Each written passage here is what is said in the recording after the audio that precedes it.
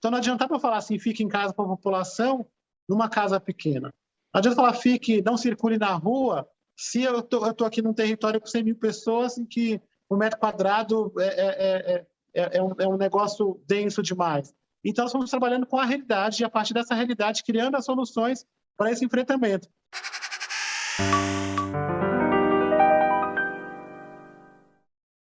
Fundador do G10 Favelas, a sociedade civil se organizando para fazer a diferença nas comunidades do Brasil, e uma das vozes, uma das lideranças comunitárias em Paraisópolis, com mais de 100 mil habitantes, Gilson Rodrigues fez parte dessa, não há outra palavra para falar, para descrever, inacreditável autogestão da pandemia em uma favela brasileira. Gilson, eu começo te dando as boas-vindas e te perguntando quem são os moradores de Paraisópolis. Olá, comunidade. Primeiro, muito obrigado pela oportunidade de estar aqui, de compartilhar um pouco das experiências dessa população de Paraisópolis, que é uma população nordestina. 85% da população de Paraisópolis são nordestinos, que vieram principalmente da Bahia, 53% são baianos, da região sudoeste da Bahia, que vieram para São Paulo transformar a sua vida, buscar a educação para os filhos e tentar ficar rico.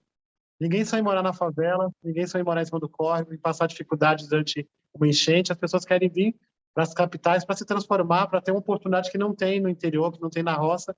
E é isso que Paraisópolis é. As pessoas de Paraisópolis são sonhadores, lutadores, que têm transformado sua vida há 100 anos. Paraisópolis faz 100 anos este mês de setembro. É um ano de comemoração, um ano de festa e também de luta para a gente construir os próximos 100 anos da comunidade. E tu também tem uma história de vinda a São Paulo, vinda a Paraisópolis, a gente vai conversar um pouquinho. Eu já conheço bastante da tua história, sou tiete, mas a gente vai conversar um pouquinho mais à frente sobre isso. Gilson, eu queria destacar uma frase que em março de 2020 tu disseste à BBC, abre aspas, as favelas serão as grandes vítimas do coronavírus no Brasil, fecha aspas. O que passava pela sua cabeça lá em março de 2020, quando a primeira morte acontecia em território brasileiro, e você já visualizava esse cenário futuro, o que passava na sua cabeça? O que passava e o que passa ainda na minha cabeça é a mesma situação. O cenário ele está um pouco diferente, mas ele continua indo na mesma direção, porque é na favela em que nós percebemos que as pessoas não conseguem seguir as recomendações da Organização Mundial da Saúde, porque nós já vivemos em casas pequenas, famílias aglomeradas, é aqui que falta água, que nós somos bloqueados por conta do CEP, que o serviço do SAMU não vem. Então, tem uma série de situações ligadas à infraestrutura e à ausência de políticas públicas que nos transformou em favela e nesse bolsão de pobreza. A gente não é pobre. A gente está numa situação de pobreza por conta de política pública que faltou, por conta do crescimento desordenado, por conta de um olhar. Então, quando nós vimos uma pandemia chegando e olhamos para as recomendações que estavam sendo feitas, logo nós olhamos que, mais uma vez, a favela seria penalizada, porque tudo isso que precisaria ter para que a gente pudesse se proteger já não estava tendo há muito tempo. A pandemia evidenciou que já acontece há muito tempo na favela, que é a falta de política pública, que é a falta de alimento, que é a falta de emprego, que é a falta de assistência social. Então, quando a gente olhou para uma situação mundial em que chegaria no Brasil com bastante força e olhando para a situação atual e que já essa política já não chegava, então, quando era uma coisa que era só para a gente aqui, nós já não estava sendo atendido, imagine uma coisa mundial, que todo mundo vai precisar. Então, nós percebemos que esse cenário ele realmente chegou e, neste momento, é uma situação mais delicada. Nós estamos à véspera de uma terceira onda de uma variante. Nós estamos numa situação em que a população está sendo melhor vacinada e essa vacina também está chegando aqui na favela. Está tendo uma animação por conta da retomada da economia, só que a gente está num extremo aqui, estamos no meio, porque nós somos a população que primeiro foi demitida e provavelmente somos as últimas a ser empregados.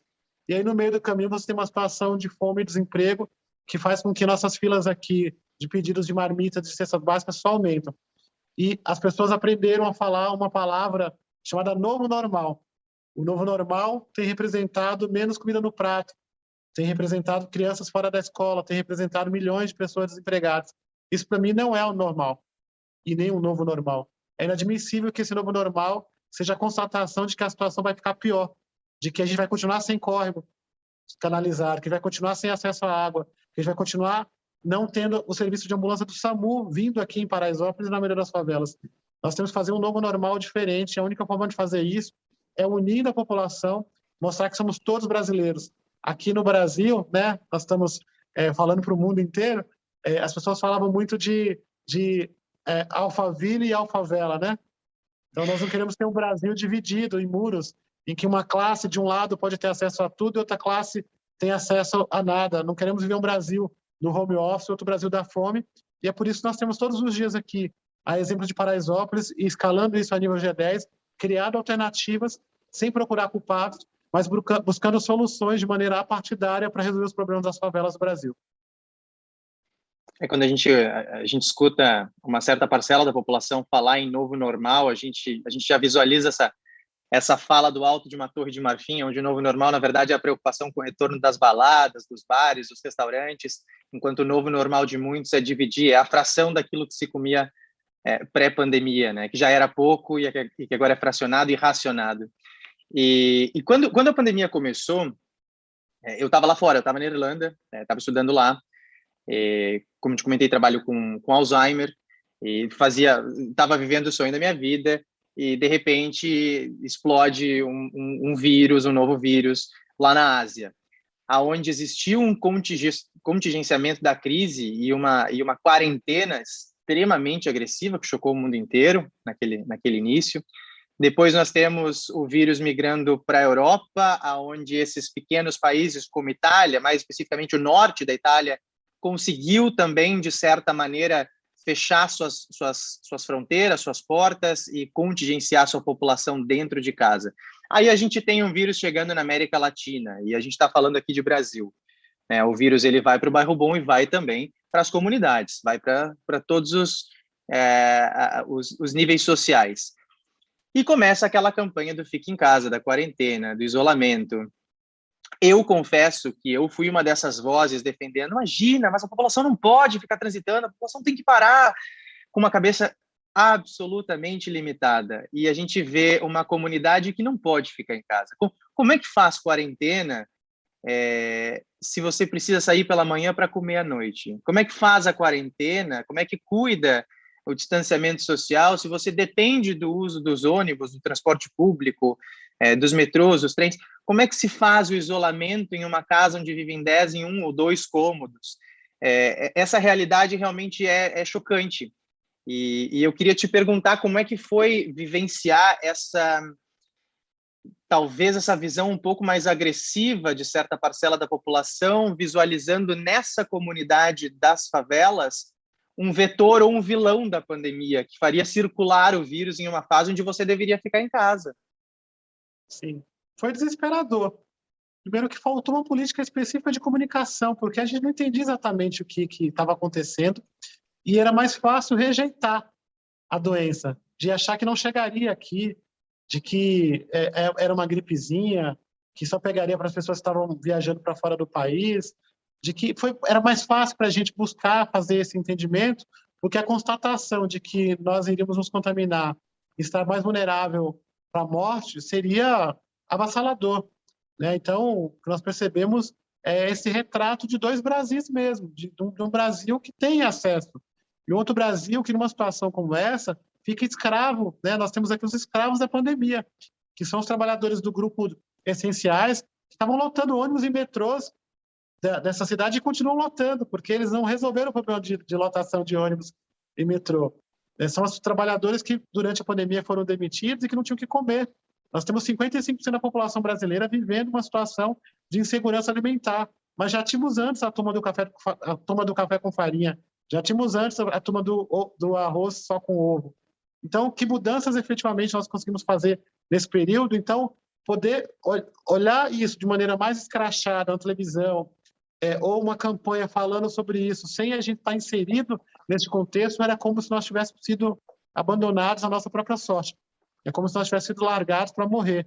A gente ouvia assim, uma parcela da população vai morrer, né? Olha quantas pessoas estão morrendo. Nós estamos chegando a quase 600 mil mortos no Brasil. É um absurdo nós não termos criado políticas públicas efetivas para isso.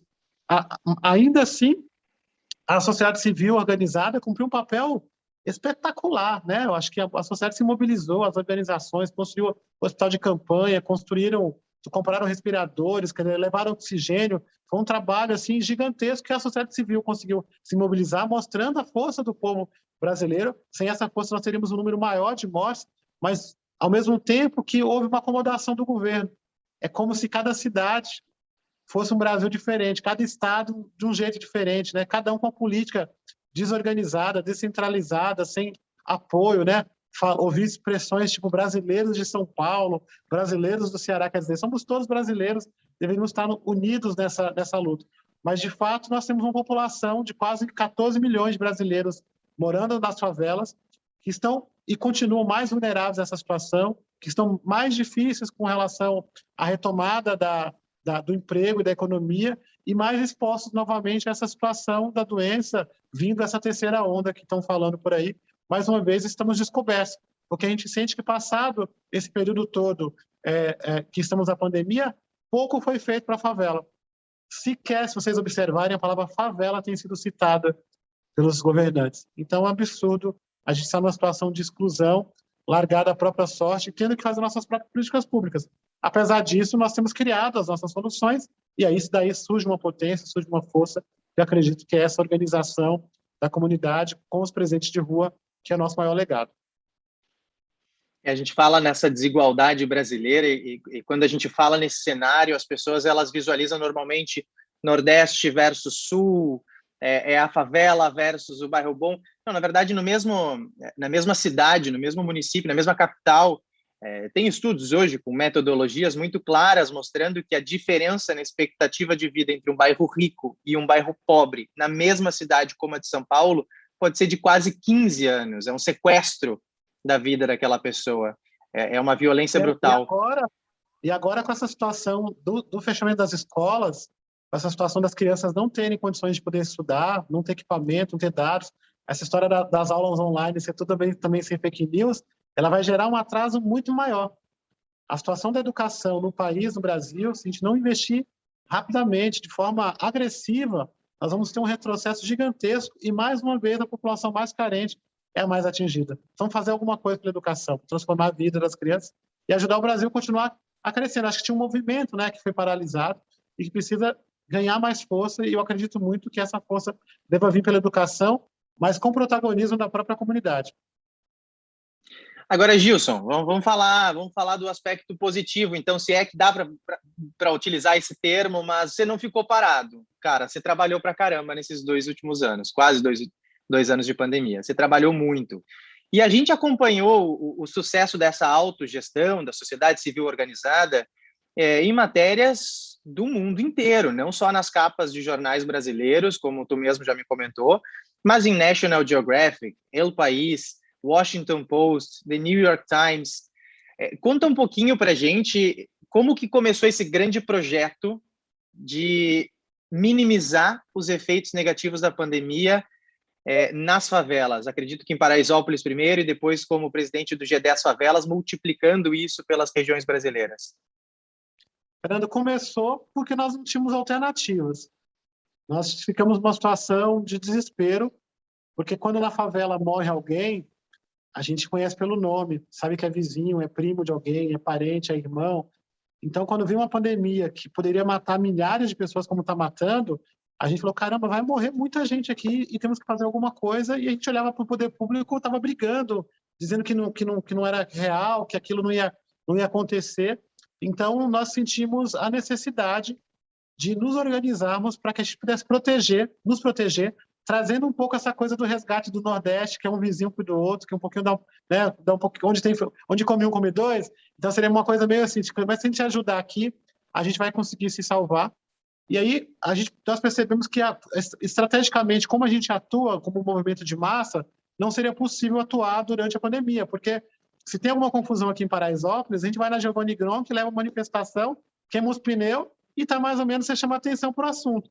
Durante uma pandemia que você não pode aglomerar pessoas, é praticamente impossível fazer assembleias, reuniões, né? Nós teríamos que fazer com que a ajuda chegasse rápido e a informação também. Então, foi assim que a gente, discutindo aqui na nossa reunião, pensamos que nós deveríamos ter prefeitos. Aqui em Paraisópolis, eu sou conhecido como prefeito de Paraisópolis. Então, assim, as pessoas, nossa coordenação falou, se nós tivéssemos vários prefeitos como o Gilson cuidando de territórios mapeados, nós teríamos condição de rapidamente fazer chegar ajuda quando necessário e chegar informação, utilizando-se das redes sociais, do WhatsApp, por exemplo, para poder disseminar informação boa. E foi assim que nasceram um movimento que nós chamamos que é uma grande rede de apoio, solidariedade e amor, que são os presidentes de rua. Eles nascem como prefeito de rua, que seria a multiplicação do Gilson nesses territórios, onde a cada 50 casas temos um morador voluntário cuidando de 50 famílias.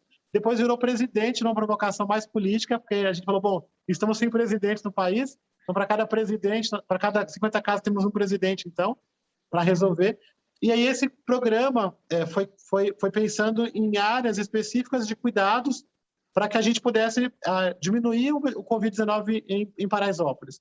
Então, criamos uma frente na área de saúde, na área de assistência social e na área econômica. Então, na área de saúde, que é o principal, contratamos ambulâncias com médicos 24 horas, foram mais de 11 mil atendimentos realizados, 11 mil atendimentos que o SAMU não faria, porque essas famílias chamam o SAMU e não vêm. Nós decidimos criar casas de isolamento, porque aqui as famílias são famílias numerosas, em casas pequenas. Então, se alguém se contaminasse, disseminaria pela comunidade, pelos seus vizinhos. Então, nós criamos essas casas de acolhimento e isolamos até a devolução da escola, que foi em agosto, mais 50% da população testada positiva. E também criamos um programa voltado para a produção de máscaras do Costurando Sonhos, e distribuímos mais de 2 milhões de máscaras produzidas por costureiros locais. Aí reforçamos a alimentação com a Monge Maria, fizemos telemedicina, criamos um programa voltado para adotar as diaristas que foram abandonadas nesse período. Então, criamos 12 iniciativas de mitigação do Covid-19 e, de repente, essas ações começaram a ser replicadas de maneira espontânea em outros territórios. Eu me lembro quando eu estava assistindo uma matéria na internet e vi falando sobre os presidentes de rua em Espírito Santo. E aí, da matéria, falava que eles estavam imitando a comunidade de São Paulo. Nem citava a gente. Eu falei, me roubaram. Já pensei, copiaram a gente. Falei, caramba, olha o que estão fazendo e tal. E depois falou, caramba, isso é uma oportunidade, porque se eles estão olhando para Paraisópolis como referência nesse processo de proteção, podemos fazer isso no Brasil inteiro. E aí começou a se espalhar os presidentes de rua, depois os protetores de rua, os delegados de rua, os presidentes de área. Então, cada território foi criando um nome conforme melhor se identificava, mas a mesma metodologia, que é a cada 50 casas, um morador voluntário cuidando de 50 famílias. E essa rede hoje está em 16 estados, 389 comunidades, reproduzindo alguma iniciativa das 12 que nós fizemos para combate à pandemia. Então, muito feliz. Até no Xingu nós temos iniciativas, as nossas casas de acolhimento viraram políticas públicas em alguns lugares. E aí o trabalho foi reconhecido, por exemplo, pelo Instituto Polis, como uma gestão melhor do que a gestão, por exemplo, da cidade de São Paulo para a pandemia, que foi um super orgulho. Foi quando a gente completou 100 dias de trabalho, a gente recebeu esse reconhecimento do Instituto Polis. Também ganhamos o Prêmio Empreendedor Social do Ano da Folha, na categoria mitigação, o mais votado desta edição do prêmio. Ganhamos outros prêmios que também nos deixam bastante felizes. Nós somos indicados por um prêmio muito legal, que ainda não posso falar, mas é uma coisa internacional, de super valorização, que seria uma grande homenagem às comunidades do Brasil, se a gente conseguisse receber esse reconhecimento. Então, temos feito o nosso trabalho, e esse trabalho, a partir dessa experiência, tem sido reproduzido. E agora a gente entra numa nova fase, que é a fase em que nós vamos ter que lidar com o trabalho de mitigação da pandemia, mas também lidar com essa segunda crise, que é a crise econômica, porque nós percebemos que isso também vai agravar muito, muito a questão da saúde, da vivência e desenvolvimento da comunidade. Então, nós decidimos que, assim como nós criamos iniciativas de apoio à diminuição do Covid, nós decidimos criar iniciativas de apoio à economia da favela, criando o G10 Hub, trazendo as costureiras, as cozinheiras, áreas na área de construção civil, na área de logística, áreas que estão crescendo no Brasil. Nós estamos criando essas ferramentas e montando escritórios de negócios para formação, para levar crédito através do G10 Bank e fazer com que a favela prospere.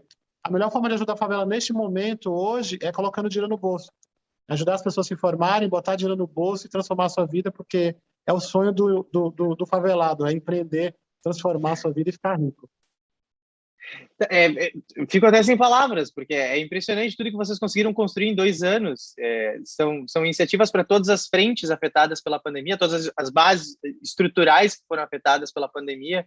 Sabe que, trabalhando com esses institutos internacionais, muito frequentemente eu vejo uma palestra de um pesquisador americano, de um pesquisador europeu, falando porque a demência, o Alzheimer é um grande desafio, imagina numa favela.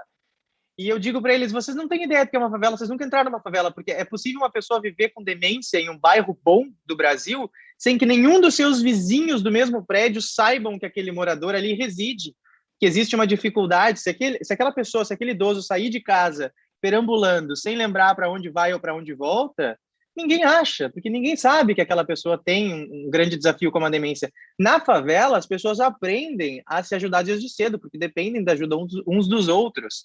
E existe essa rede de cuidado e de proteção. Então, muito me encanta quando eu escuto de ti, tudo isso partindo da população, esses olhos que se multiplicam através dos prefeitos, dos presidentes de rua, né? Vocês acabam multiplicando os seus olhares, diversificando as perspectivas, e a demanda de uma rua pode não ser a mesma demanda de outra família. Então, é muito lindo isso. Agora, Gilson, os leitos de UTI, as internações, as ambulâncias também, as chamadas, os atendimentos remotos, viraram artigo de luxo, né? Não só para quem tinha recurso, mas realmente não se tinha vaga disponível. Nós passamos por períodos muito agudos, muito críticos, onde não se tinha para onde ir, não tinha uma cama para deitar caso precisasse. Como que Paraisópolis conseguiu também contornar isso? Eu queria ouvir um pouco dessa perspectiva dos atendimentos e também sobre o isolamento, onde vocês conseguiram isolar essas famílias, porque isolar em casa não tem como. Você já disse que tinha uma estratégia, mas como que isso aconteceu? Nós conseguimos fazer isso saindo na frente. Nós olhamos para a situação mundial, vimos as recomendações e falamos, temos que fazer alguma coisa rápido, já que o governo não vai fazer. Então, por exemplo, quando nós contratamos as ambulâncias, nós contratamos, em vez de contratar uma, contratamos 3, porque eu olhava assim, daqui a pouco não vai ter mais ambulância. Falei, eu quero um médico aqui 24 horas e vamos contratar logo esse médico, porque daqui a pouco não vai ter mais médico contratar. Nós somos baianos aqui, eu sou baiano, minha família está há 70 anos, então a gente é exagerado. Eu acho que até exagerei bastante nessa coisa desse tanto de ambulância ter sido contratados. Mas eu olhava para o cenário e falava, caramba, daqui a pouco isso aqui não vai conseguir mais, não vamos conseguir mais ter esse serviço. E o mais importante, assim, tipo, nós contratamos sem ter dinheiro, né? Eu me lembro que eu ligando para a empresa das ambulâncias e falei, olha, eu não tenho dinheiro, mas acho que vou conseguir. Alguém vai ajudar. E eu falei, ó, se a gente não conseguir pagar assim o primeiro mês, tudo bem? Falei, não, a situação está tão grave, a gente quer ajudar, participar. E foi assim que a gente foi construindo e mantivemos a ambulância até fevereiro deste ano. Foi bem importante. Então, nós fomos saindo na frente, criando alternativas sem ficar muito procurando culpados. O que acontece muito aqui nas favelas, no Brasil, todo mundo quer brigar por causa de alguma coisa, né? Todo mundo quer achar um motivo para discutir, para colocar opinião e não fazer. E aqui nós estamos fazendo um negócio que a gente fala que combate a modelagem, que é o pessoal que modela, fala e não entrega nada. A gente está cansado disso. De gente que vem com um monte de ideia, de um monte de proposta e tal, e que não anda. Então, a gente aqui combate a modelagem. Então, qual é o problema? Não tem culpados. Qual a solução? Como é que vamos buscar as ferramentas adequadas? E foi assim, saímos na frente. Quando o governo de São Paulo decretou o programa Quarentena, nós já estávamos fazendo trabalho aqui alguns dias antes.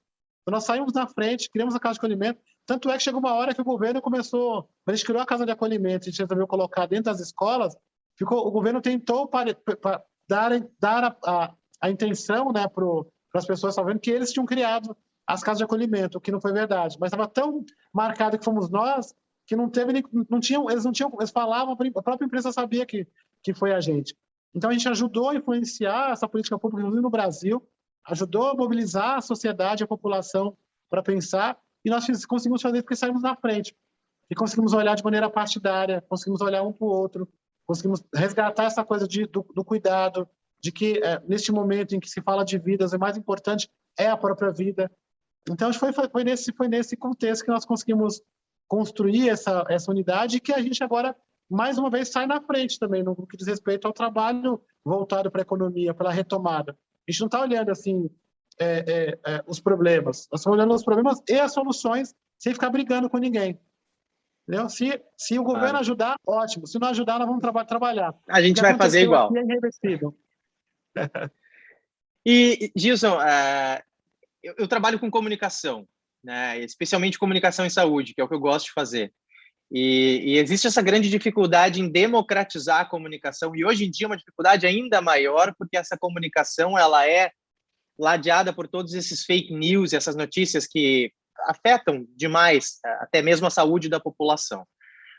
As pessoas se alienaram de uma maneira que não é justificável. Eu tenho pessoas na minha família que têm 5, 6 televisões em casa e que mencionaram o chip da vacinação. Era um troço surreal pensar que a gente viveu o suficiente para ver uma alienação a esse nível.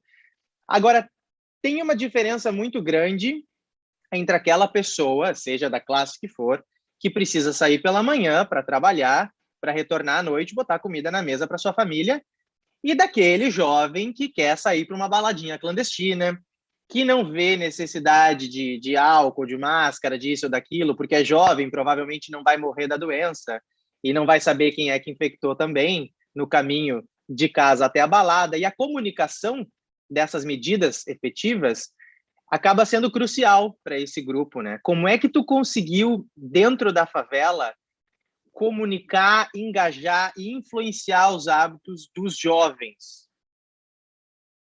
Então, Paraisópolis é um super desafio, porque 35% da população de Paraisópolis são jovens de 15 a 29 anos. Então, é um super desafio, principalmente num período aqui em que nós temos um super baile, que é o Baile 17, em que é famoso. Então, esse baile ficou famoso porque começa a vir artistas famosos aqui, então virou espaços de ostentação. Então, foi muito mais difícil fazer isso, mas nós pudemos contar uns com os outros.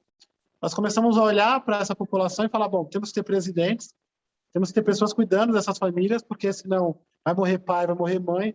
E aí, quando a gente começou esse movimento, quem foi que veio com muito mais força? Foram os jovens, principalmente as nossas jovens mulheres. Então, a gente contou com um engajamento muito forte desses jovens e continuamos contando com eles. São 658 jovens voluntários tocando, cuidando de 32.900 famílias. Então, é um exército doido para queimar os pneus na rua, elas são super mobilizadas, muita vontade de fazer esse trabalho crescer muito mais. Então, a gente pode contar com eles e com a rede social, né? Com o WhatsApp, por exemplo, cada presidente de rua tem um grupo com as suas famílias em que eles mandam informações, em que eles combatem a fake news, em que fazem as ações acontecerem e fazem um grande processo de mobilização. Então, a gente pode contar com a comunidade mesmo para fazer. Eu acho que o que nós temos mostrado é que as grandes transformações que vão acontecer nas comunidades, elas vão acontecer dos próprios moradores. Então, o Fernando pode vir e ajudar, e apoiar, e financiar, mas o protagonismo tem que ser do morador. Quando vem uma grande instituição, um grande salvador, que acaba vindo fazer alguma coisa e não fica, né, que não vai ficar quando amanhece o dia, quando você olhar, a pessoa não está mais lá. Então, isso é coisa passageira. Então, quem vai ficar é a pessoa da comunidade, porque ama o bairro ou porque não tem condição de sair dali, vai querer melhorar. Então, a gente entendeu isso. E, a partir desse entendimento, trabalhar com a realidade. Então, não adianta para falar assim, fique em casa para a população, numa casa pequena. Não adianta falar, não circule na rua, se eu tô aqui num território com 100 mil pessoas em que o metro quadrado é um negócio denso demais. Então, nós estamos trabalhando com a realidade e, a partir dessa realidade, criando as soluções para esse enfrentamento. Porque poderia colocar na comunidade, como o governo fez, ou como a mídia fez, home office. Então, que home office é esse? Quando a pessoa sai de manhã todo dia para poder trabalhar com ônibus lotado 5 horas da manhã. Então, nós estamos trabalhando a realidade, distribuindo álcool gel, distribuindo máscaras, reforçando a alimentação. Teve uma hora que nós pegamos aqui, que vamos fazer marmitas para 2 áreas, que é a região do Grotão e do Antonico, que eram áreas que você olhava assim, eram pessoas que estão mais vulneráveis com relação a álcool e outras drogas. Então, nós pensamos, essas pessoas vão se contaminar, já era a partir dos princípios. Mas se elas estivessem bem alimentadas, com imunidade boa, elas não morreriam. E foi assim que nós fizemos, trabalhando com a realidade, sem iludir a população, trazendo boas informações e cuidando uns dos outros. Toda vez que aparecia algum doente, algum sintoma, rapidamente o presidente convocava a ambulância, os médicos iam na casa da pessoa, dava o atendimento necessário e encaminhamento. Então, foi muito importante essa grande rede que é de pessoas, contando com pessoas. Mas a gente não viveu, eu pelo menos eu tenho essa impressão, Gilson, a gente não viveu a pandemia da Covid, a gente não teve nem o direito de viver a pandemia da Covid nesses 2 últimos anos, porque a gente viveu várias ao mesmo tempo. A gente viveu a pandemia da Covid, a gente viveu outras pandemias veladas há décadas que ganharam voz nesses últimos 2 anos, como o racismo, como o idadismo, né, entre as gerações, que em muitos países foi muito agressiva essas medidas de proteção aos idosos, como se os idosos fossem vulneráveis por si só, não apenas frente à Covid, e por isso existiram regras em países europeus, inclusive, para que esses idosos não pudessem sair de casa, para que existisse uma lei que os impedisse de sair de casa. É um idadismo que vai também para o mercado de trabalho a partir de agora. Nós tivemos a crise da fome, a pandemia da fome na pandemia. Foram várias pandemias, né, Gilson? Você viu essas pandemias se cruzando a todo instante na favela? Eu vejo todos os dias. Aqui, não sei se eu posso circular com você um pouquinho aqui, mas se eu puder circular com você, que você vai ver aqui uma fila enorme se formando, que é a fila da fome, que é a fila das pessoas que estão pegando cestas básicas, do desempregado, do preconceito, né, de todo o bloqueio, né? Acho que o Brasil está vivendo um período, neste momento, de extremo, sabe? E aí, é extremo de um lado e do outro. Não tô colocando só aqui da direita, da esquerda, não estou querendo entrar nessas questões, mas está todo mundo preocupado em querer brigar, todo mundo querendo colocar a sua opinião de maneira extremista, trazendo cada vez mais confrontos, né?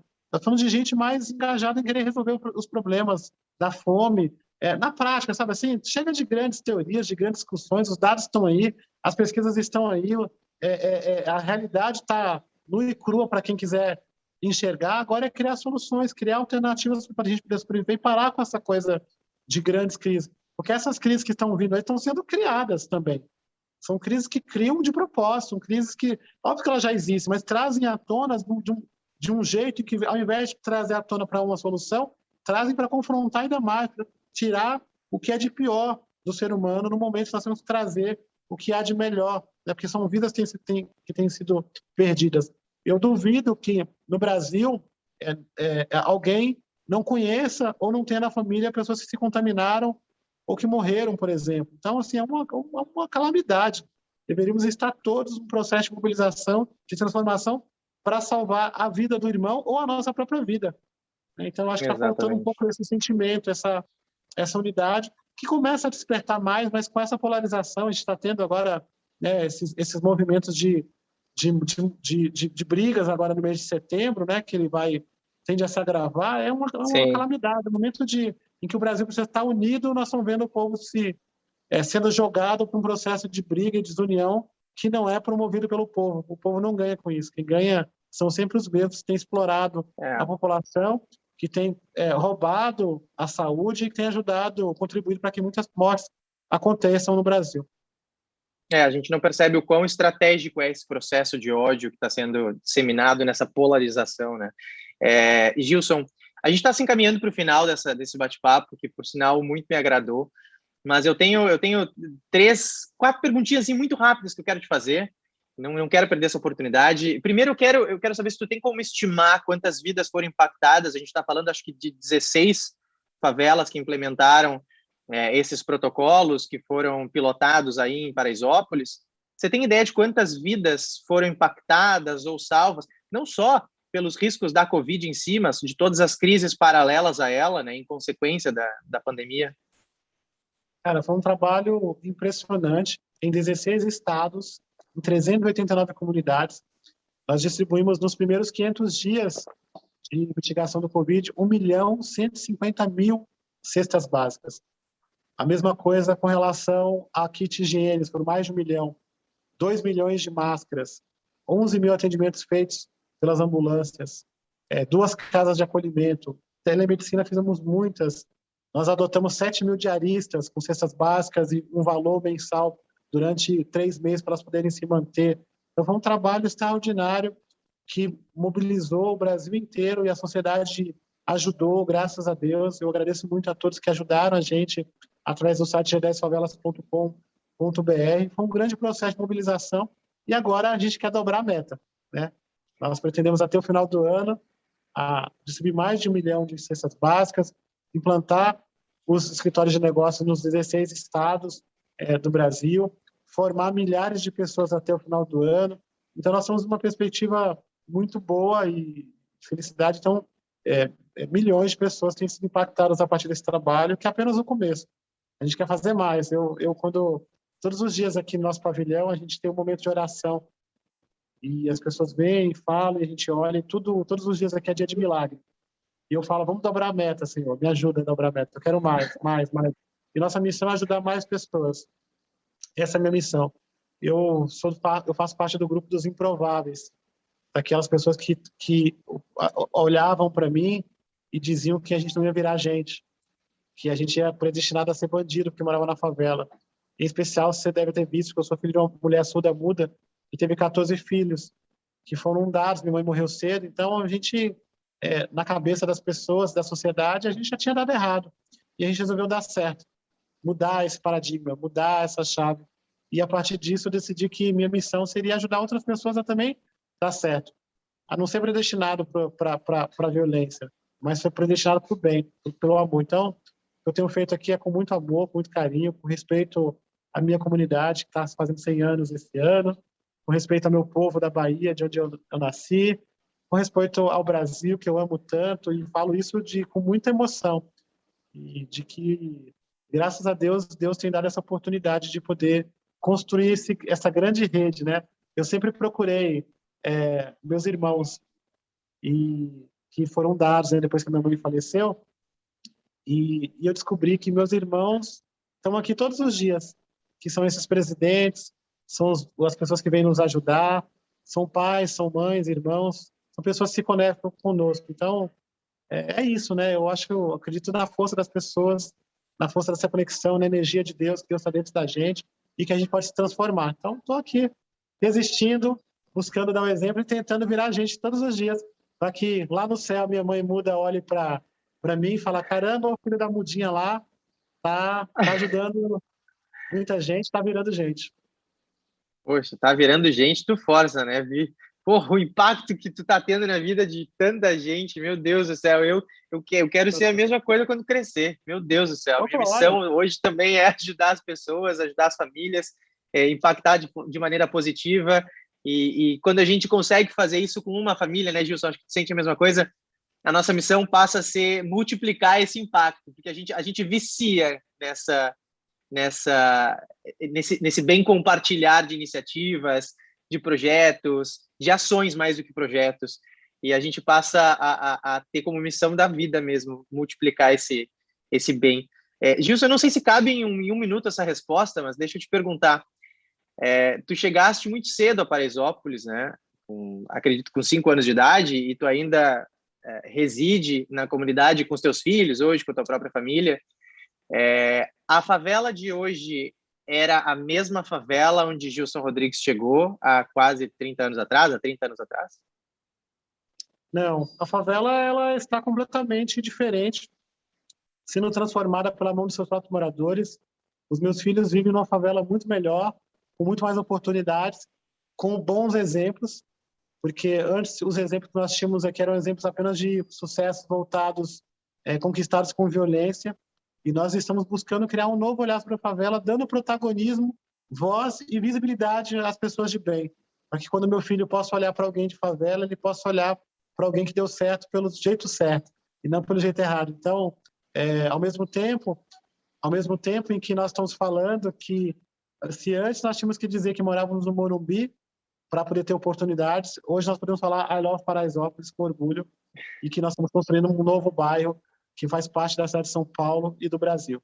Então, que venha mais gente se somar a esse trabalho, e como diz o nosso Giba Pereira, que é o nosso CEO da Favela Brasil Express, não se combate a insegurança com segurança, combate com convivência. A gente possa conviver uns com os outros e transformar a vida uns dos outros para melhor, porque não existe um Morumbi bom com Paraisópolis ruim, não existe uma cidade linda com Paraisópolis feia, e não existe um Brasil igual com Paraisópolis desigual. Então, tá todo mundo junto, vem para cá.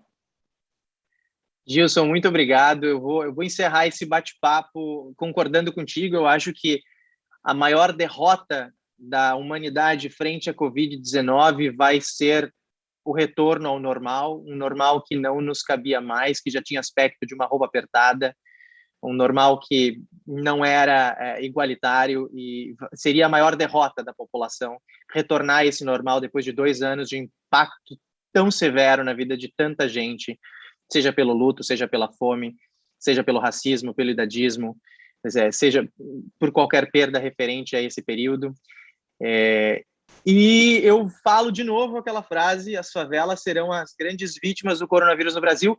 Eles não contavam com nada disso, não contavam com toda a sociedade civil se organizando, com a própria força vindo de dentro da favela e modificando de dentro para fora. É um orgulho e é uma honra poder falar contigo. Te agradeço pelo teu tempo, que é extremamente concorrido. Gilson, que se falou agora há pouco, que pretende vir a gente, meu Deus do céu, o homem já está lá na capa do The New York Times, no Washington Post, no mundo inteiro, destaque. Gilson, brigadão, espero que a gente tenha a oportunidade de sentar, tomar um café, uma cerveja em Paraisópolis e conversar sobre tudo isso pessoalmente muito em breve. Então venha. Muito obrigado, viu?